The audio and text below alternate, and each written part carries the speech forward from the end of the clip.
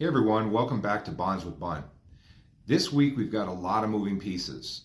CPI, which measures inflation, came in better than expected and rates improved. The bond market is starting to tell a very different story than the headlines.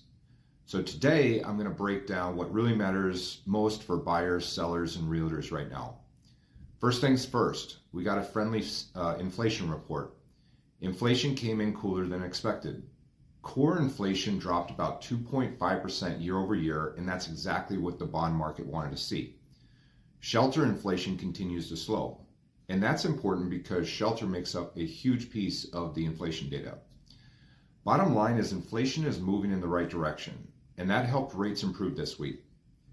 Now let's talk labor data. The headlines keep saying the job market is strong, but the bond market isn't buying it. When you look under the surface, job openings dropped hard this week, hiring plans are weak, ADP, otherwise known as the jobs report, came in soft, layoffs jumped, and even the Bureau of Labor Statistic numbers don't line up with other reports are showing. That's why we saw bonds rebound this week. The smart money is starting to price in weakness in the labor market, not strength. Now here's where it gets really interesting for housing. Mortgage applications are rising, refinances are jumping, buyer activity is picking up again. Rates don't need to collapse. They just need to move a little bit lower, and that's already happening. Pending home sales were soft mainly because of weather, not demand. Inventory is still tight. Builders are pulling back. So what's the biggest risk right now? It's waiting too long while competition quietly starts coming back. Now let's talk about the Fed divide.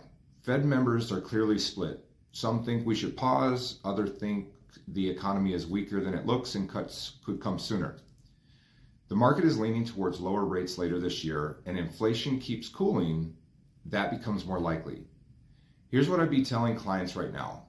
Rates have already improved from the highs, affordability is getting better, demand is starting to come back quietly, and inventory is still constrained. That combination can move prices faster than people expect. So the big theme this week, the bond market is looking past headlines and focusing on what's really happening underneath the surface. And right now, that's supportive for housing. If you have buyers sitting on the fence, this may be a window before demand shows up. As always, if you want help breaking this down for a client or running numbers, please reach out. I'll see you next week on Bonds with Bunt.